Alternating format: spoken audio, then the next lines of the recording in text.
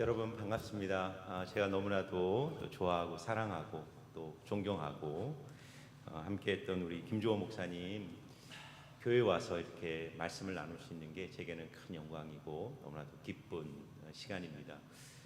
신학교에 있을 때 신학교 때도 좀 힘들었던 일도 있었고 목회 과정에서 제가 시애틀에서 목회할 때 또 어려움도 있었고 또 목사님도 목회 과정에서 어려움들이 있을 때 그때 함께 목회 어려움을 나누고 또 신앙의 도전들을 줬던 너무 귀한 교제들이 있었습니다. 그래서 우리 목사님 초청해 주실 때 너무 기쁜 마음으로 달려오게 되었습니다.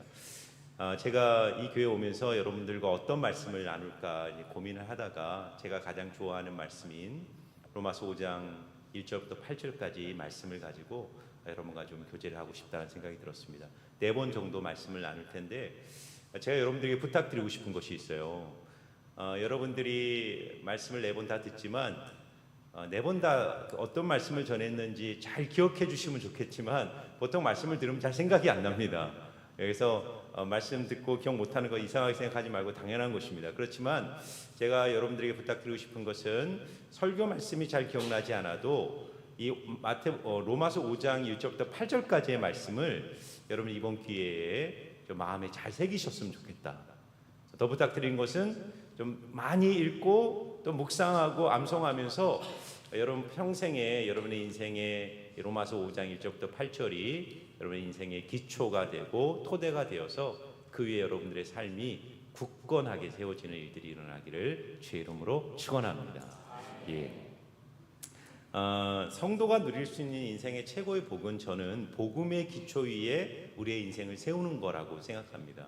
제가 있는 교회 바로 옆에서 지금 아파트를 크게 짓고 있거든요. 모든 집을 지을 때 제일 중요한 것은요, 기초 작업입니다.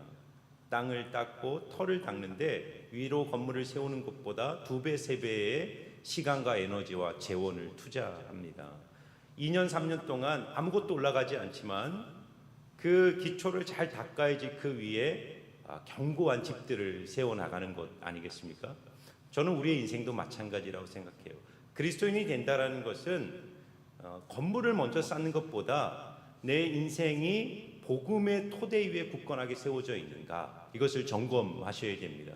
복음이라는 것은 내가 하나님을 위하여 무엇을 할 것인가에 대한 고민 이전에 하나님이 그리스도 안에서 나를 위하여 무엇을 하셨는가를 알고 붙들고 누리고 확신하는 것입니다. 그래서 이번 로마서 5장 1절부터 8절을 통해 하나님이 우리의 인생을 위해서 행하신 일이 무엇인지, 그리고 그 복음이 나에게 주는 영광과 기쁨이 뭔지를 함께 나눴으면 좋겠다는 생각이 듭니다. 여러분 이 그림을 한번 보세요. 우리 사형리에서 나오는 여러분 사형리로 이제 우리가 전도를 많이 하실 때 마지막 복음을 다 전한 다음에 이 그림을 많이 설명을 합니다. 이 그림을 보시면 기관차는 이제 보통 사실이라는 의미의 기관차가 있고 또 믿음이라는 연료차가 있고 감정이라는 객차가 있습니다. 그러니까 믿음이라는 것은 사실이라는 연료차에 의해 움직이는 거예요. 그런데 많은 경우 우리는 믿음 생활을 할 때 내 감정과 내 경험을 통해 내 믿음을 끌고 가려고 해요. 내가 지금 얼마나 뜨겁냐, 내가 얼마나 열정적이냐, 내가 얼마나 헌신적이냐를 통해서 내 믿음을 확인하려고 합니다. 그러나 객차는 절대로 믿음이라는 이 기차를 끌고 가지 못하죠. 믿음이라는 기차는 반드시 사실이라는 기관차를 통해서만 움직일 수 있는 거예요. 워치만이라는 신학자는 이렇게 이것을 설명합니다. 사실과 믿음과 감정이 높은 담벼락 위를 이렇게 순서대로 걷고 있었어요. 사실이 맨 앞에 걷고 있었고 그 뒤를 따라 믿음이 사실을 바라보면서 한 걸음 한 걸음 따라가고 있었고요. 맨 뒤에 감정이 따라오고 있었습니다. 근데 믿음이 앞에 가고 있는 사실을 바라보면서 담장 위를 걸어갈 때 문제가 없었습니다. 왜냐하면 사실이 갈 때마다 한 걸음 한 걸음 따라갔기 때문이에요. 그런데 이 믿음의 마음속에 어떤 생각이 들었냐면 내 뒤에 감정이 잘 따라오고 있나 궁금했어요. 그래서 사실이 뒤를 돌아보고 감정을 쳐다보는 순간 어떤 일이 벌어졌을까요? 이 믿음이 발을 헛디디고 담장에서 떨어지게 됩니다. 믿음이 떨어지자 따라오던 감정도 함께 떨어지게 되었습니다. 무슨 말씀을 드리냐면 우리의 믿음은 사실에 기초해야 돼요. 그 사실은 뭐냐면 하나님이 그리스도 안에서 내게 행하신 일이 무엇인가를 아는 겁니다. 성경에 계시된 예수 그리스도의 구속사역과 그분의 구속사역이 우리의 인생에 가져온 은총이 무엇인가를 정확하게 붙들어야 됩니다. 그래서 여러분, 종교 생활과 믿음 생활은 완전히 다른 거예요. 종교란 뭐냐면 종교 생활은 인간이 만들어가는 프로세스, 과정입니다. 내가 신을 위하여 무엇을 할까를 고민하면서 내가 만들어가는 과정이 종교 생활이에요.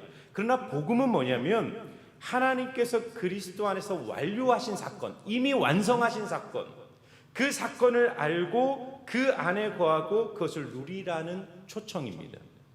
제가 조금 쉽게 설명해 드릴게요.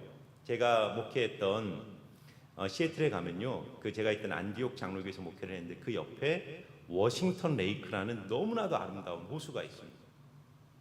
혹시 가본 분이 계신지 모르겠는데요, 그 워싱턴 레이크를 가게 되면 이 다리가 있습니다. 이 다리는 세상에서 가장 긴 부교입니다. 부교라는 것은 뭐냐면 이 워싱턴 레이크의 수심이 너무 깊기 때문에 교각을 내리지 못하고 이 다리 밑에 거대한 물통을 달아서 이 다리를 물 위에 띄워놓은 것입니다. 한 번은 제가 이 다리를, 이 부교를 건너고 있어요. 그때는 이것이 부교인 줄 몰랐어요. 이 다리를 건너고 있는데 그날 바람이 굉장히 강하게 불어서 물결이 굉장히 강하게 쳤습니다. 다리가 흔들리는 거예요. 그때는 몰랐는데 나중에 제가 이것이 부교란 걸 알고 깨닫게 됐어요. 아, 이게 부교였구나. 그래서 다리가 흔들렸구나라는 것을 알게 됐습니다. 여러분, 우리의 신앙생활도 똑같습니다. 우리의 신앙이 하나님의 복음, 성경에 계시는 하나님의 진리와 사실 위에 교각이라는 이 견고한 믿음의 다리를 세우지 않고 물이라는 이 감정과 경험 위에 우리의 믿음이 세워져 있으면요, 시련의 바람과 외부의 환경과 도전이 밀어닥칠 때 우리의 믿음도 같이 흔들리게 됩니다. 결국 신앙생활에 가장 중요한 것은 뭐냐면 내가 복음적 진리를 견고하게 붙들고 있는가, 내 신앙이 복음의 기초 위에 세워져 있는가를 확인하셔야 됩니다. 예수님께서 가이사랴 빌립보에서 제자들에게 묻죠. 너희는 나를 누구라 아느냐라고 물었을 때 베드로가 뭐라고 대답합니까? 주는 그리스도시요 살아계신 하나님의 아들입니다. 예수님이 이 말씀을 듣고 너무 기뻤어요. 베드로에게 뭐라고 말하죠? 내가 이 반석 위에 내 교회를 세우리니 음부의 권세가 이기지 못할 것이다 말씀합니다. 여러분, 교회와 그리스도인은 음부의 권세를 이겨야 될 줄 믿습니다. 교회는 음부의 권세를 이겨야 돼요. 성도는 세상의 도전과 유혹을 이겨야 됩니다. 그런데 어떤 교회, 어떤 그리스도인만이 음부의 권세를 이길 수 있을까요? 반석 위에 세워진 교회, 반석 위에 세워진 신앙만이 음부의 권세를 이기게 되는 거예요. 여러분, 그 반석이 뭘까요? 예수님이 말하는 반석 위에 세워진 교회란 뭘까요? 주는 그리스도시요 살아계신 하나님의 아들이라는 신앙의 고백이에요. 여러분, 예수님이 주님입니다, 예수님이 그리스도란 고백이 뭘까요? 그분이 나를 위해서 행하신 일이 무엇인지를 깨닫고 그분의 구속의 은총을 깊이 붙들 때 우리의 신앙의 고백이 음부의 권세를 이기는 반석 위에 세워지게 되는 것입니다. 여러분, 베드로가 주는 그리스도시요 살아계신 하나님의 아들이란 고백을 했을 때 예수님이 너무 기뻐서 한 번도 제자들에게 말하지 않은 사실을 말씀하셨어요. 그것은 무엇입니까? 내가 이제 예루살렘에 올라가면 대제사장과 서기관들과 로마 국민들에게 붙들려서 채찍을 맞고 십자가에 죽을 것이다라는 것을 처음 말씀하셨습니다. 베드로가 그때 뭐라고 말했습니까? 성경을 보면 베드로가 예수님을 꾸짖었다 그래요. 예수님, 그런 말도 안 되는 얘기 하지도 마세요. 그런 일은 절대로 주님에게 일어날 수 없습니다. 그때 예수님이 뭐라고 그럽니까? 베드로에게 사단아 내 뒤로 물러가라. 그리고 중요한 말을 해요. 내가 하나님의 일을 생각지 않고 사람의 일을 생각하는도다. 여러분, 이게 우리에게 주는 교훈이 있어요. 우리가 입술로 주는 그리스도시요 살아계신 하나님의 아들입니다라고 고백할 수 있어요. 지식으로, 이론으로, 교리로 기독교의 복음을 알 수 있어요. 그러나 정말 인생의 본질적 문제, 인생의 선택의 순간, 중요한 인생의 도전이 올 때는 정말 내가 복음의 반석에 세우지 않으면 베드로처럼 하나님의 일, 하나님이 지금 내 인생 가운데 이루어 가시는 그 일을 말하고 생각하는 것이 아니라 내 인간적 생각이 나오는 거예요. 저는 이번 네 번의 집회를 통해 여러분들의 신앙이 복음의 기초 위에 흔들리지 않고 어떤 도전과 어떤 음부의 권세가 여러분의 인생에 찾아온다고 할지라도 절대로 흔들리지 않는 복음의 견고한 기초 위에 세워지기를 주의 이름으로 축원하겠습니다. 오늘 첫 번째 여러분과 나누고 싶은 것이 있어요. 복음이란 무엇인가? 여러분, 복음은 첫 번째 우리에게 뭘 말하냐면 인간이 직면한 최고의 문제가 무엇인가? 여러분, 우리는 복음을 영어로 가스펠 혹은 굿뉴스라고 합니다. 굿뉴스, 좋은 소식입니다. 이거를 헬라어로 유앙겔리온이라는 헬라어에서 왔는데요. 이 유앙겔리온이라는 헬라어를 번역할 때 굿뉴스, 좋은 소식, 그리고 이걸 한문으로 번역하면서 복자의 소리 음자를 쓴 거예요. 복된 소리, 복된 소식이라는 뜻으로 복음이라는 말을 씁니다. 그러니까 복음은 문자적으로 얘기하면 굿뉴스예요. 좋은 소식, 좋은 사건이라는 것입니다. 여러분, 뉴스는 뭐죠? 뉴스는 인간의 사상이나 인간의 생각이나 인간의 이론에서 나온 것이 아니라 이것은 역사 안에서 발생한 어떤 사건입니다. 그래서 예수님 당시에 이 유앙겔리온, 헬라어에서 당시 이 유앙겔리온이라는 단어는 보편적 단어였거든요. 그 로마 시대 때 유앙겔리온이라는 의미는 뭐냐면 역사와 사회와 국가와 한 개인의 삶의 운명과 미래를 완전히 바꿀 결정적 사건이 벌어졌을 때 그것을 유앙겔리온이라고 말하는 거예요. 예를 들면 왕이 태어났거나 우리나라의 왕이 나가서 전쟁에 승리했거나 새로운 정권이 탄생했거나 이런 한 국가와 사회와 개인의 삶에 완전히 새로운 변화를 일으키는 사건에 대한 소식을 유앙겔리온, 굿뉴스, 복음이라고 말했던 거예요. 그러니까 지금 우리는요, 성경을 통해서 복음을 깨닫는데 그 복음은 뭐냐면 내 인생이 직면한 가장 절박한 한 가지 문제를, 이 본질적 문제를 복음이 해결하고 있다는 사실을 성경은 말하고 있는 거예요. 여러분, 교회를 열심히 나오는 것, 종교 생활을 하고 도덕적 삶을 사는 것이 그리스도인의 삶의 본질이 아니에요. 복음이 도대체 내 인생에 어떤 문제를 해결했는가? 여러분, 인간의 문제는 뭐라고 생각하세요? 인간의 문제는요, 결국 관계의 문제라고 저는 생각합니다. 여러분, 인간은 원래 에덴에서 하나님과 완벽한 삶을 살도록 창조된 거예요. 하나님이 너가 선악과를 먹는 날에는 정령 죽을 것이라고 말씀했어요. 선악과를 먹었을 때 아담과 하와의 인생에 죽음이 찾아오죠. 죽음이 지배합니다. 그 죽음은 어떻게 아담과 하와의 삶에 현상적으로 나타났냐면 모든 관계를 다 깨트려 버린 거예요. 예를 보세요. 선악과를 따먹자마자 아담은 제일 먼저 자기 자신과의 관계가 분열돼 버립니다. 그래서 벌거벗은 것을 부끄러워하죠. 수치를 느낍니다. 원래 인간은요, 자기 자신을 영광스럽게 인식했던 존재예요. 왜냐하면 벌거벗은 것이 아니라 하나님의 빛의 옷을 입고 있던 존재였는데 선악과를 따먹고 하나님께 반역을 하자 인간은 자기 존재의 수치를 발견. 왜? 하나님의 영광이 있던 자 인간은 진흙으로 만들어진 존재라는 사실을 자각하게 된 거예요. 그리고 그렇게 인간이 자기 자신을 사랑하지 못하고 자기의 수치를 발견하자 인간은 어떻게 합니까? 서로 자기를 포장할 옷을 입고 서로를 비난하지 않습니까? 아담과 하와가 내 살 중에 살이요 내 뼈 중에 뼈라고 말했던 하와를 향해서 아담과 하와가 뭐라고 말하죠? 하나님이 주신 저 여자 때문에 내가 범죄했습니다. 인간관계가 다 분열되고 깨어지는 것이죠. 그리고 땅이 가시와 엉겅퀴를 내면서 이 세상과의 소외를 경험하게 돼요. 여러분 보세요. 인간이 죽음의 지배를 받고 있다는 현상은 이 세 가지로 다 설명이 돼요. 모든 인간이 받고 있는 고통이라는 것은 자기를 사랑하지 못하는 문제예요. 열등감, 우월감, 자기 증오, 자기 사랑, 이 내면의 문제가 있죠. 그리고 인간의 모든 행복과 불행을 결정하는 80%, 90%의 문제는 인간관계의 문제 아닌가요? 부부 문제, 자녀 문제, 이웃과의 문제, 교회하면 교우와의 문제. 우리는 모든 인간관계의 깨어짐 속에서 고통을 당해요. 그리고 세 번째는 세상과의 문제 아닌가요? 자연재해, 사회 구조의 악, 전쟁. 그래서 우리는요, 이 모든 관계적 깨어짐 속에서 죽음을 경험합니다. 이것이 인간의 문제죠. 그런데 여러분, 가장 근원적 문제는 그게 아니죠. 아담과 하와가 선악과를 따먹자 그들이 가장 먼저 경험한 것은 뭡니까?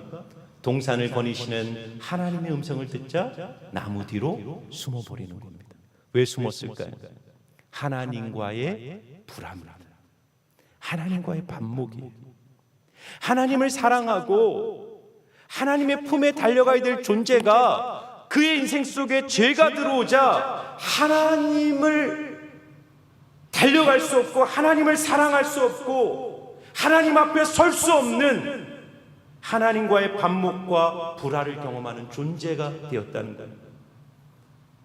이거를 깨달아야 돼요. 인간의 가장 근원적 문제는요, 우리가 하나님 앞에 설 수 없는 존재가 되었다는 겁니다. 하나님을 잃어버리자 에덴은 더 이상 에덴이 아니었어요.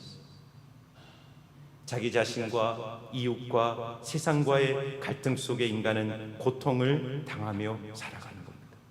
결국 여러분, 이 성경이 말하는 게 뭘까요? 예수 그리스도께서 이 땅에 오셔서 우리를 생하신 일의 가장 본질적 목적은 뭘까요? 우리가 어떻게 하나님과 화평을 누릴 수 있는가, 그 길을 열어주시기 위해서 주님이 오셨고, 성경은 바로 그것을 얘기하는 것이고, 복음의 본질은 바로 그것을 말합니다. 우리는 어떻게 하나님 앞에 서고 하나님과 화평을 누릴 수 있는가. 그래서 여러분, 로마서 5장 1절 오늘 읽은 본문은 이렇게 말하고 있어요. 자, 로마서 5장 1절을 우리 한번 같은 목소리로 한번 읽어볼까요? 같이 읽겠습니다. 시작. 그러므로 우리가 믿음으로 의롭다 하심을 받았으니 우리 주 예수 그리스도로 말미암아 하나님과 화평을 누리자. 아멘. 그러므로라는 접속사로 시작해요. 이것은 뭘 말하냐면 로마서 1장부터 4장까지가 원인이고 5장 1절부터 8절까지 우리가 다루는 본문은 결과를 말하는 겁니다. 바울은 로마서 1장부터 4장까지 이신칭의의 교리를 말하는 거예요. 인간이 어떻게 하나님 앞에 의로워질 수 있는가? 왜냐하면 의롭지 않은 자는 누구도 하나님 앞에 설 수 없기 때문에 하나님 쪽에서 인간을 의롭게 하시는 길, 복음의 길을 로마서 1장부터 4장까지를 설명한 거예요. 그것이 한마디로 이신칭의, 인간은 오직 믿음으로 의롭다 함을 얻게 된다는 거예요. 이게 복음의 본질입니다. 그리고 5장은 그렇게 믿음으로 의롭다 하심을 받은 자가 누리는 복과 영광과 특권을 쭉 설명하는데, 그것이 첫 번째가 뭐죠? 우리가 믿음으로 의롭다 하심을 얻었으므로 하나님과 더불어 화평을 누리게 되었다라는 거예요. 믿으십니까? 이거 얼마나 놀라운지 몰라요.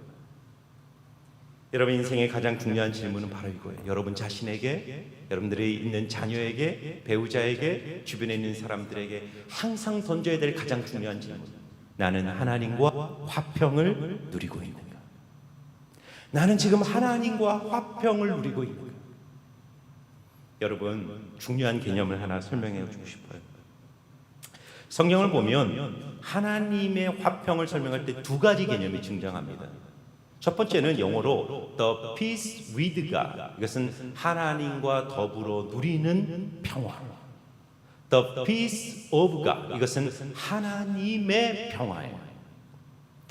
여러분, 많은 분들이 교회를 왜 나오십니까? 왜 기독교를 믿습니까? 라고 물으면 많은 분들은 이런 얘기를 해요. 교회를 가면 마음의 평화를 얻습니다.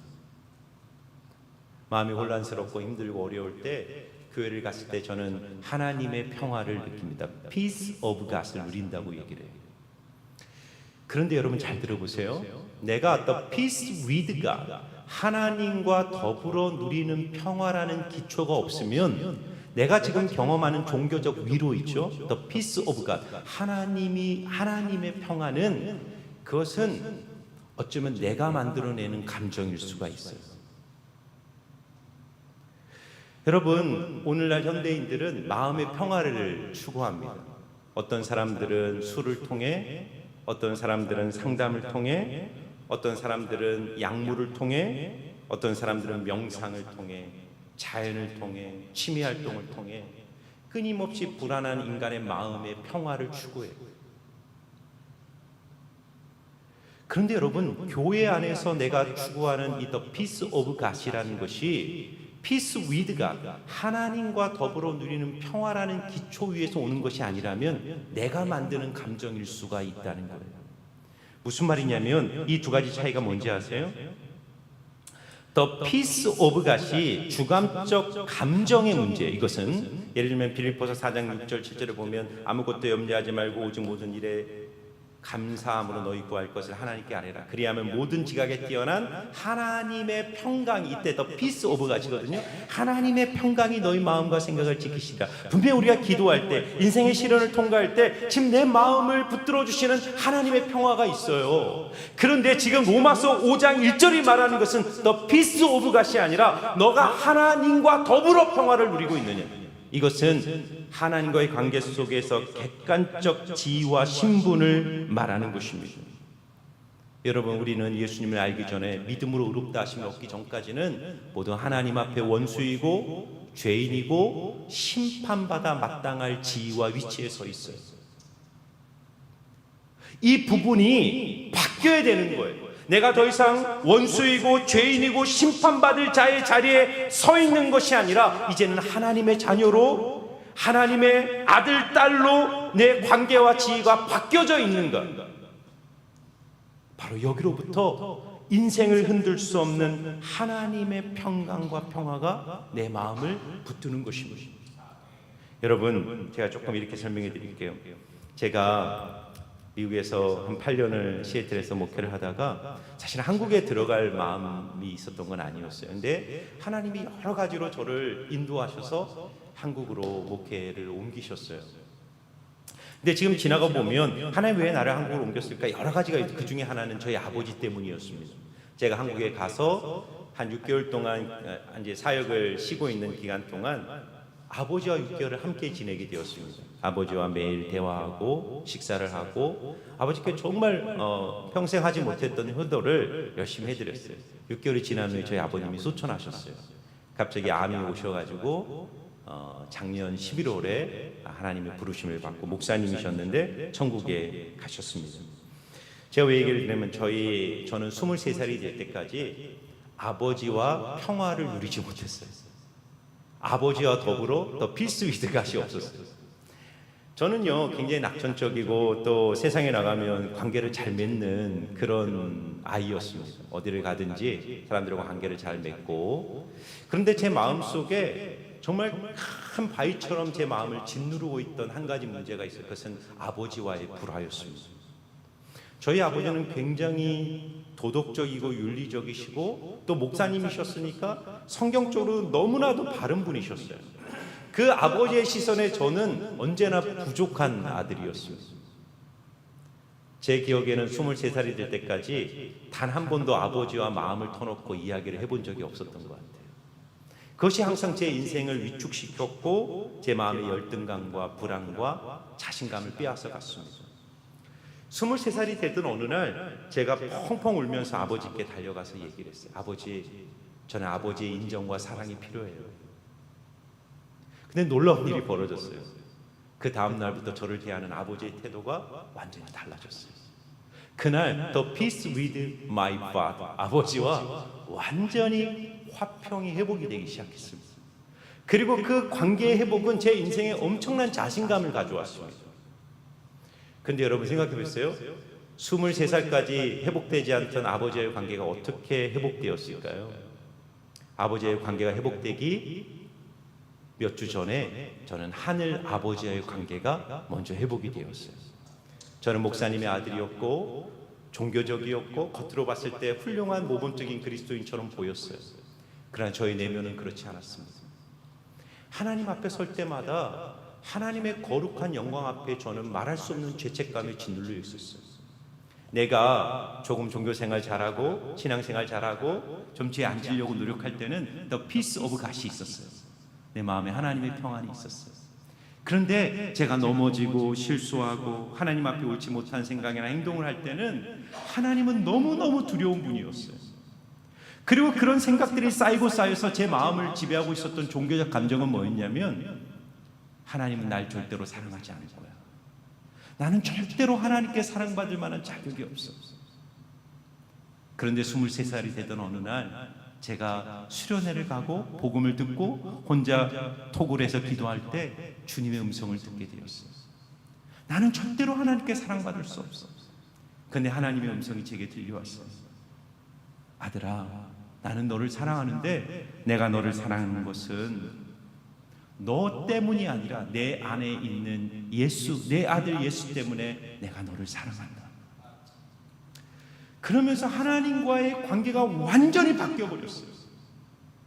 더 이상 하나님은 나를 심판하고 나를 정죄하고 나의 잘못을 지적하는 그런 심판자가 아니라 나를 안아주시고 나를 일으켜주시고 붙들어주시고 나와 함께 하시는 진짜 하늘의 아버지로 제 인생에 찾아온 거예요.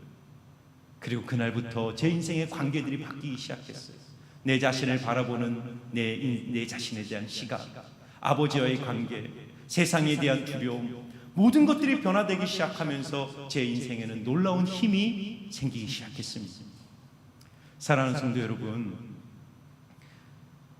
내가 하나님 앞에 서서 내 자신을 돌아볼 때 나는 정말 근본적으로 하나님과의 관계에서 하나님과 더불어 화평을 누리고 있는 존재인가를 스스로에게 물어야 됩니다. 그러면 여러분, 우리는 어떻게 하나님과 더불어 화평을 누릴 수 있을까? 그것이 바로 오늘 로마서 5장 1절이 말하는 두 번째 문제인데요, 인간에게 제시된 최고의 해결책에 대한 이야기를 합니다. 그것은 바로 이 신칭인데요. 자, 로마서 5장 1절을 우리 다시 한번 좀 뜻을 생각하면서 읽어볼까요? 로마서 5장 1절 같이 읽겠습니다. 시작. 그러므로 우리가 믿음으로 의롭다 하심을 받았으니 우리 주 예수 그리스도로 말미암아 하나님과 화평을 누리자. 아멘. 제가 앞에서 말씀드렸지만요, 인간이 직면한 가장 본질적 문제는 무엇이냐면 인간이 하나님의 거룩하심 앞에 서 있는 존재라는 거예요. 여러분, 구원이라는 것은요, 믿기만 하면 된다라고 우리는 얘기하잖아요. 믿으면 구원받는다. 의로움이란 건 중요하지 않다라고 우리는 생각할 수 있어요. 그러나 그렇지 않습니다. 누구만이 하나님 앞에 설 수 있는가? 의로운 자만이 구원을 받는 거예요. 여러분, 이걸 아셔야 돼요. 하나님 앞에 설 수 있는 의로움을 가진 자만이 구원을 받고 하나님과 평화를 누릴 수가 있는 겁니다. 그런데 여러분 보세요. 여기서 인간이 하나님 앞에 설 수 있는 의로움을 획득하는 두 가지 방법이 있는데, 하나는 율법으로 의로워지는 길이 있고 하나는 믿음으로 의로워지는 길이 있는 거예요. 둘 다 목적은 똑같아요. 앞에 설 수 있는 의로움을 갖는 존재가 되기 위하여 우리는 율법을 선택할 것이냐 믿음을 선택할 것이냐의 싸움을 하는 겁니다. 인간은 반드시 의로워져야 하나님 앞에 설 수 있어요. 근데 율법으로 말미암는 의는 뭘 요냐면 인간의 의를 요구하는 거예요. 너가 실력과 자격을 갖추라는 것입니다. 너의 행위의 완전함, 너의 도덕적 탁월성, 종교적 열정, 하나님 앞에 아름다움을 갖추고 주님 앞에 서라는 것입니다. 종교 생활은 그렇게 하는 거예요. 교회를 나와도 믿음을 붙들지 않고 나의 도덕성, 나의 종교성, 내 믿음의 탁월함을 붙들고 주님 앞에 나오려고 할 때 우리는요, 두 가지 중에 하나에 절망과 위선에 빠지는. 여러분, 로마서 3장 19절과 20절 한번 볼까요? 이 말씀, 율법 앞에 의로워지는 자의 결론에 대해서 로마서 3장 19절 20절이 이렇게 말합니다. 자, 우리 한번 같은 목소리로 한번 읽어볼까요? 시작. 우리가 알거니와 무릇 율법이 말하는 바는 율법 아래에 있는 자들에게 말하는 것이니 이는 모든 입을 막고 온 세상으로 하나님의 심판 아래에 있게 하려 함이라. 그러므로 율법의 행위로 그의 앞에 의롭다 하심을 얻을 육체가 없나니 율법으로는 죄를 깨달음이니라. 아멘. 성경 분명히 말하죠. 율법은 인간의 도덕, 열심, 윤리, 종교적 헌신, 종교성, 이 모든 것을 포함하는 거예요. 내가 가진 무엇으로 하나님 앞에 서려고 할 때 인간이 떨어지는 최종적 자리는 내가 죄인이고 절망의 자리. 그 절망을 견디지 못하는 사람들은 위선으로 가요. 그들이 바로 바리새인들이었고 서기관들이었어요. 그들은 위선자들이었죠. 종교적 껍데기를 쓰고 하나님 앞에 서려고 했던 사람들이었습니다. 근데 여러분 뭔지 아세요? 자, 복음은 뭐라고요? 굿뉴스죠. 굿뉴스. 복음은 인간의 의를 요구하는 것이 아니라 하나님의 의가 우리에게 주어지는 거예요. 자, 로마서 1장 17절 말씀이 이렇게 말하고 있습니다. 너무 중요한 말씀. 로마서 1장 17절 같이 한번 읽어볼까요? 시작. 복음에는 하나님의 의가 나타나서 믿음으로 믿음에 이르게 하나니 기록된 바 오직 의인은 믿음으로 말미암아 살리라 함과 같으리라. 아멘. 복음에는 누구의 의가 나타난다고요?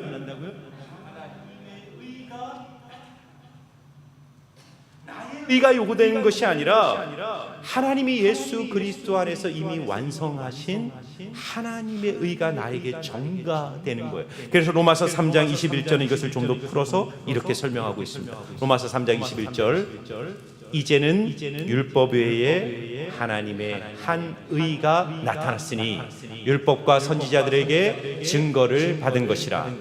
곧 예수 그리스도를 믿음으로 말미암아 모든 믿는 자에게 미치는 하나님의 의인이 차별이 없느니라. 아멘. 제가 앞에서 여러분 워싱턴 부교 얘기를 했잖아요. 우리의 신앙과 믿음이 복음이라는 견고한 기초 위에 교각을 내리지 않고 물 위에 떠 있으면, 우리의 감정, 또 나의 의, 나의 도덕성, 나의 열심에 떠 있으면 절대로 세상의 시련과 사탄의 공격과 도전을 이기지 못합니다. 그런데 왜냐하면 율법을 의지해 사는 인생은 불확실하고 우리의 마음의 평안, 우리의 의라는 것은 언제나 흔들리는 물결처럼 상황과 환경에 따라 변화되기 때문에 인간의 의란 언제나 깨어지고 부서지는 것입니다. 그래서 이사야 64장 6절을 보면 인간의 의는 더러운 옷과 같다. 하나님 앞에 더러운 옷과 같다는 거예요. 물론 우리는 다 부정한 자 같아서 우리의 의는 다 더러운 옷과 같으며 우리는 다 잎사귀같이 시들므로 우리의 죄악이 바람같이 우리를 몰아간다는 거예요. 그러니까 하나님 앞에 우리는 설 수가 없는 것입니다. 그런데 여러분, 영원한 것이 뭔지 아세요? 십자가에서 흘리신 예수 그리스도의 보혈만이 완전하고 영원하다는 사실을 성경과 복음은 힘있게 증거하고 있어요. 그래서 베드로전서 2장 18절은 우리에게 이렇게 말합니다. 자, 베드로전서 2장 18절 말씀 우리 같이 한번 읽어보겠습니다. 시작. 너희가 알거니와 너희 조상이 물려준 헛된 행실에서 대속함을 받은 것은 은이나 금이 같이 없어질 것으로 된 것이 아니요 오직 흠없고 점없는 어린 양 같은 그리스도의 보배로운 피로 된 것이니라. 아멘. 여러분, 우리는 어떻게 의로워진지 아세요?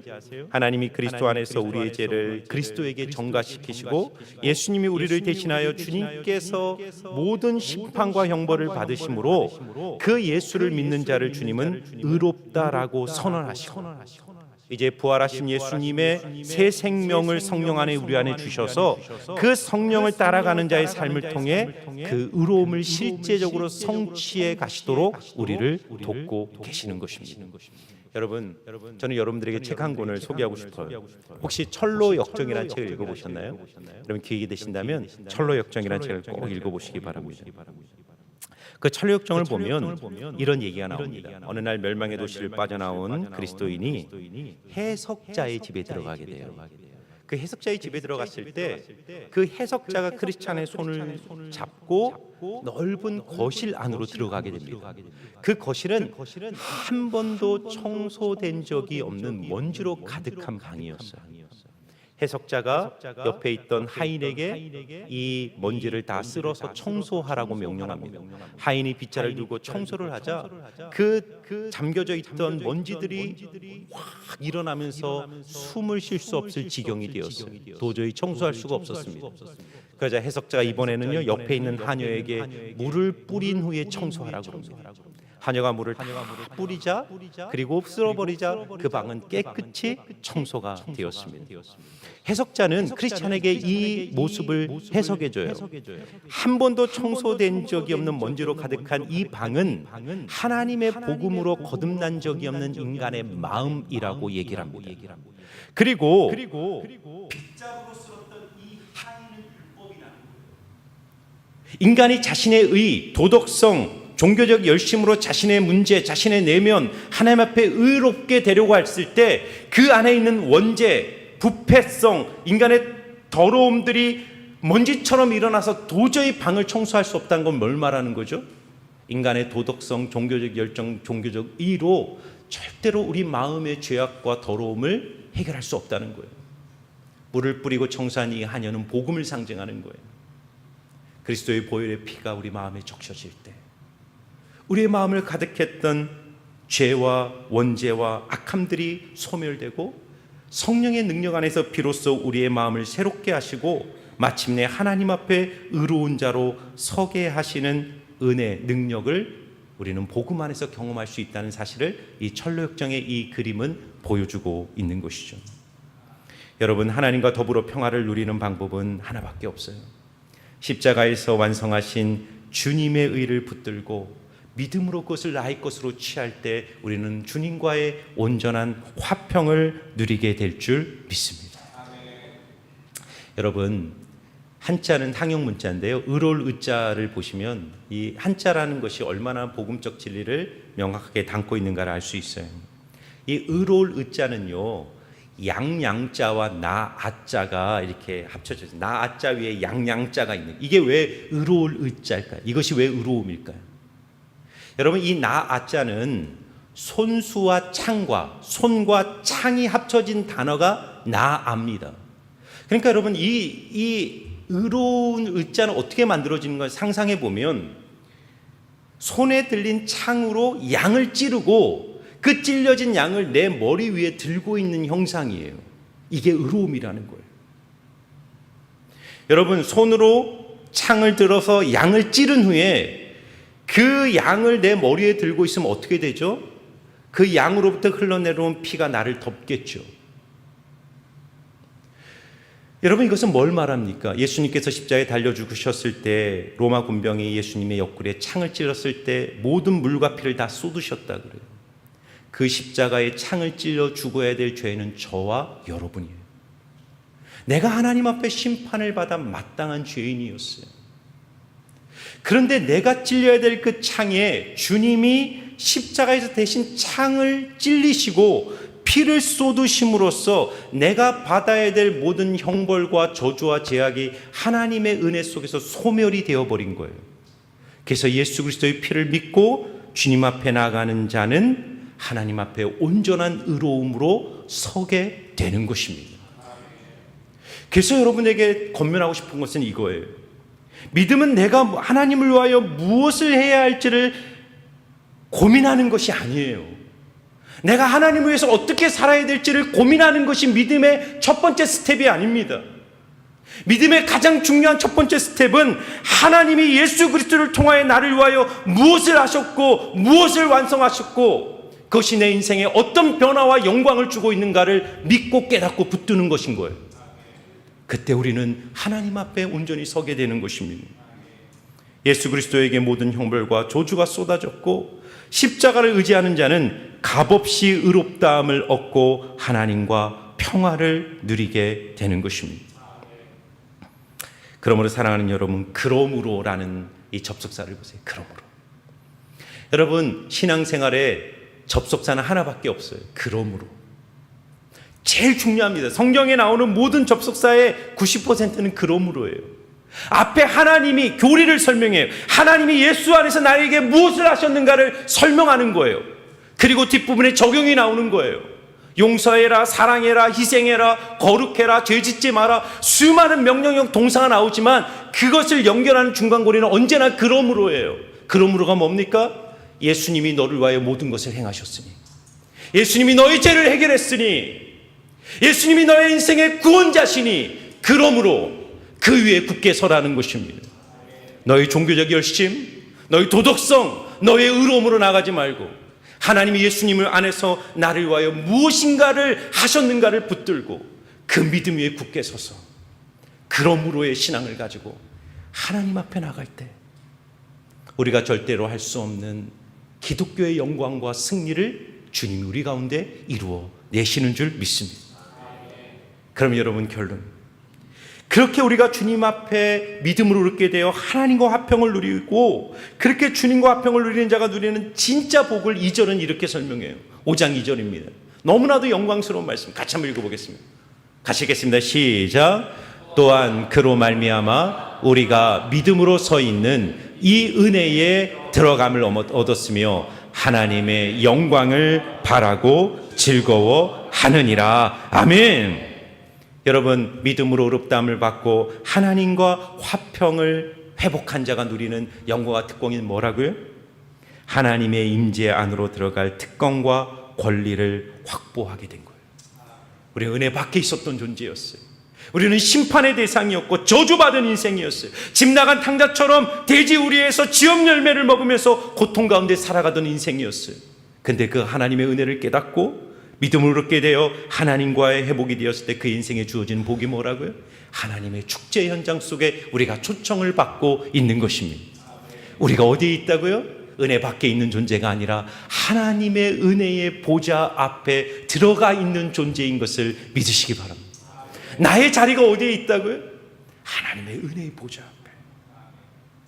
여러분요, 죄는요 아담과 하와를 에덴에서 추방했어요. 창세기 3장 24절을 보면 이런 말씀이 나옵니다.